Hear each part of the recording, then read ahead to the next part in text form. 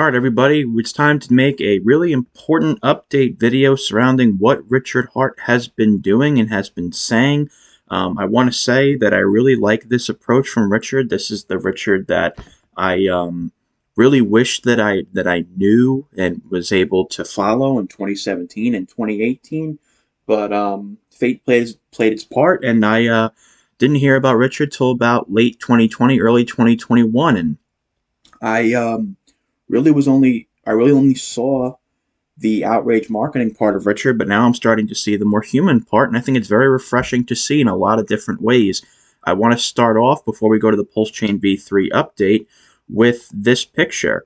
I think that it's very important to be humanizing. It's very important to create a paradigm where you're not just deemed as professional, but you're also deemed as a human being, so that there's a sense of equality and relatability for your followers and for your specific entities that look at you and perceive you to be a certain way. So I know that before we go to this tweet specifically, it just came out 18 minutes ago, this thread, I want to go to the way, he's been very focused now on benevolence. So for example, the $27 million raised for the SENS Foundation will save some lives as well. I like how he's saying raised, and I like how he's now focusing on how the community assisted in raising it. So I think that's also a very noble prospect as well. He talks about his 1977 Pontiac, 1977 Pontiac. As an individual who owned a Pontiac, I understand this completely. And my mother's first car was a Pontiac that had bullet holes in it. So I completely understand where he's coming from this, and this is very relatable to me.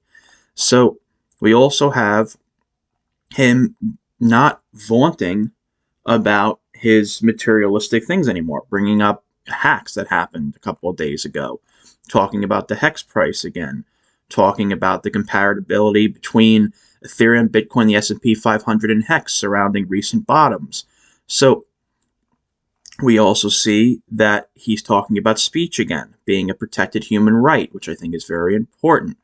So I think it's also very important that he's bringing up the idea of relatability, that he had a cat. And, I know it sounds silly to some of you, but animals are very relatable in a lot of ways. I mean, I bet half the people, if not more, watching this video own some type of cat. I've owned 5 cats my entire life, and I worked with cats and dogs. So he ended up with 11 cats. And he talked about how, excuse me, he talked about also, the notion of changing the verbiage of hex staking to publishing to mining. Do I know what that's about? No.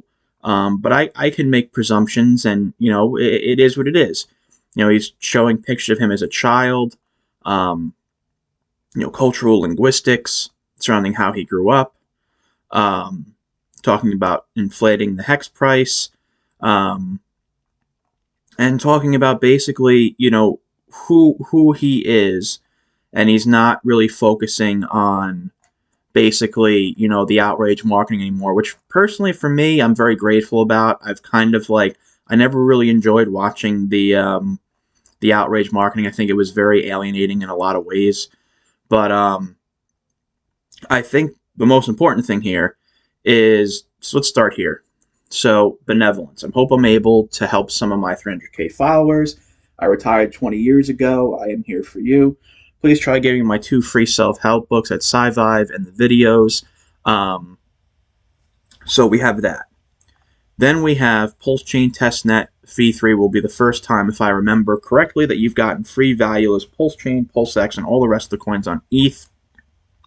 This came out 32 minutes ago.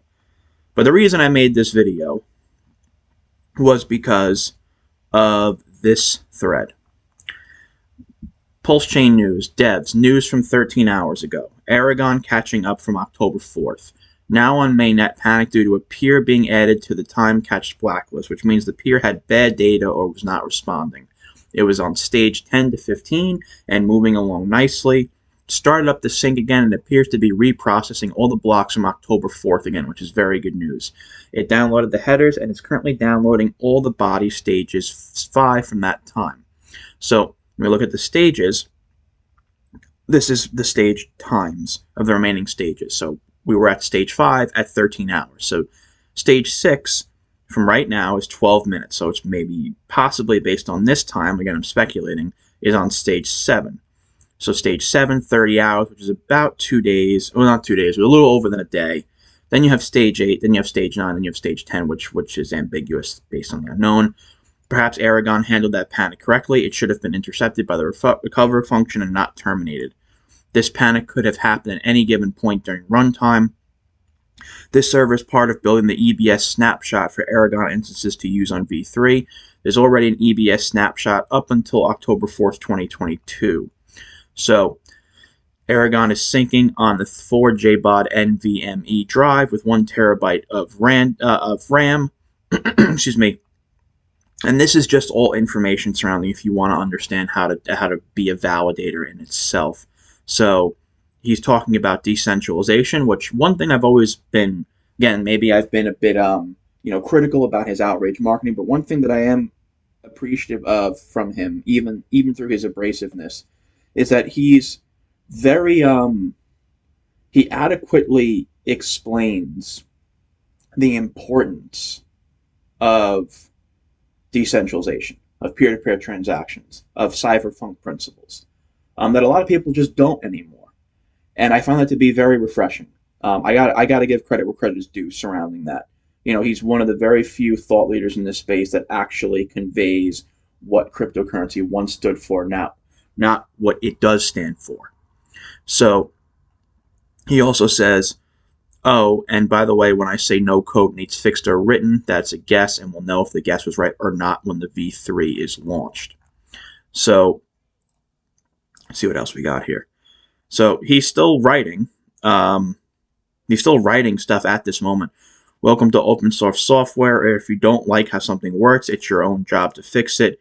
Aragon is attempted at making a far better Geth, and we've talked about what Aragon is in other videos, and PulseChain is making a better Ethereum.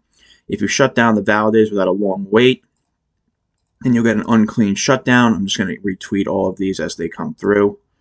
So he explains being an Ethereum validator here. And this is just coming in as we're talking. Like he's tweeting nonstop now. So, it's definitely very interesting to check out. So right now, it appears based off of, anecdotal perspectives here that PulseChain is, the V3 is getting somewhat close. And again, this is based off of, some ambiguous tweets, but also some based off of actual development analysis. So I think things are going well. I'm curious to hear your guys' thoughts. I didn't want to make this to be a long video. I want to just make this a very easily digestible video that surrounds yourself with PulseChain. And I'm curious to hear your guys' perspectives on what you guys think is going on with V3. If some of you guys are developers, let me know. And if you guys can, translate this in English, I'd love to hear what you guys are conveying and thinking as possible validators yourself. So let me know your thoughts. And, it seems like things are going well, and I think it's indicative, and I think this change of personality is indicative of the way things will be, I hope, when PulseChain launches surrounding onboarding. So you build bridges by being welcoming in a lot of ways. So, I'm curious to hear your guys' thoughts. I'm excited for this. So let me just double check if he's written anything else since then. Okay, I think this thread is done for now. I'm sure he'll tweet in like 2 seconds once this video is done. But yeah, let me know your guys' thoughts, guys.